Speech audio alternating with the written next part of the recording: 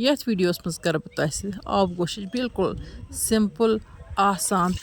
तो लेकिन सठी मज़ेदार रेसिपी शेयर तो अत आब गोशस बिल्कुल कम टाइम लगान बनानस तो लकुट बच्चे हे अत गिंदान गिंदान बनाइथ। अस्सलाम वालेकुम वरहमतुल्लाहि वबरकातुहू। उम्मीद छम जे तुम सारी बस ये सलामत अल्लाह ताला थीन तुम पन्नस हिफ्ज़ अमानस मज। यपर किन वो प्रेशर कुकरस मज लोग मे माज अत त्रो मे नून चमचन अत बे त्रेमस कहव ٲलव तो अमे अलाव त्रा अत कहन मसाल तो यह लोग मे पाकस। यह आब गोश डिफरेंट रेसिपी कुछ सात कर तुम ट्राई चैनल पे फेसबुक पेजस पे मे तुम वुनिक ताम रेसिपी कर शेयर आब गोश सारे डिफरेंट तो अजीज डिफरेंट सारे रेसिपियन मज मे शेयर कर मज सिनिस डिफरेंट टेस्ट तो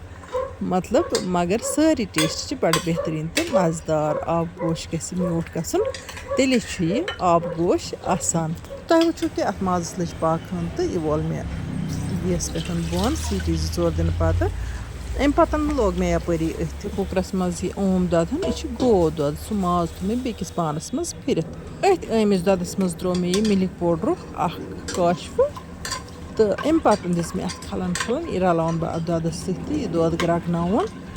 तो अत ददस त्रा बह कहन मसाला अलबत्ता कहव ٲl हेको अत अतन बे त्रित अगर जन माजुक रस त्रो अत कम तो तेल हेको अत कहव ٲl त्रित या अगर जन माजुक रस त्रो वन अत मज माज योत त्रो तो कहव ٲl हेको अत बे त्रित वन त्रे मे अत ददस मज यम खंड चमचे तो वैसे अत ददस मिल्क मेड त्रावन अगर मिल्क मेडस पे बनाना तथ बिल्कुल डिफरेंट टेस्ट गसान तो मज़ेदार गसान सह ज़्यादा पहनत मतलब ज़्यादा पहनत क्या यह मज़ेदार बनान तथ हना डिफरेंट ह्यू टेस्ट तो तथ टेक्सचर ज़्यादा पहन क्रीमी ये तुम वो ददहन ग्रकन मे असल पे वन त्रा मे माज हन अत मज कह रेसिपियन मज मे गो माज हन गेवस मज तजम तो ये रेसिपी मज तोल मे माज कह बल्कि लोग मे इथे कन अत ददस मज ये त्रो मे अत यह गेव काशफ अख अम पे कोर मे अत टेस्ट तो वन गो मे बसान कहव ٲl 2-4 मे त्रा बह बे यह आब गोश वन लो फ्लेम पे थत हना मटरावन तो अत गन क्रीमी टेक्सचर तो यह गसान ये सठी मज़ेदार तो ये कर बह मजीद कह कत शेयर चूँकि आजकल यसल चूर फेरान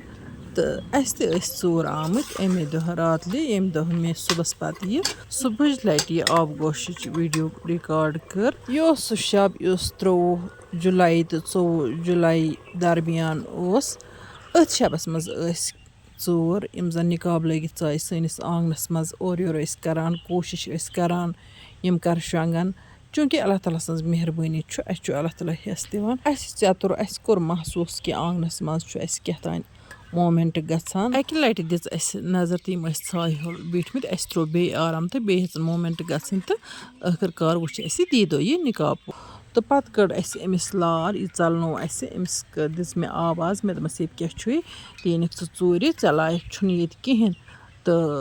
क्योंकि आज कुछ थवान गरस मज सोन तो रोपये पत आज कम फेरान यमन सिर्फ सोन तो रोपये जरूरत चलो चूरस कर अल्लाह ताला हिदायत तो आजकल गि बड़ अटेंटिव रोजन तो आजकल नफर फेरान आसान तो यपर किन गो आब गोश तैयार तो तुल आब गोश लो तो सत मजीद कह कत कर वन गो वीडियोस मज तीचा गैप मिलान कह यह शॉर्ट वीडियो अस हमो इजाजत तो इंशाअल्लाह रहमान मन वीडियोस मज तुहद बापत बे कह नव डालत तो ताम तुह अल्लाह ताला हवाल अल्लाह निगहबान।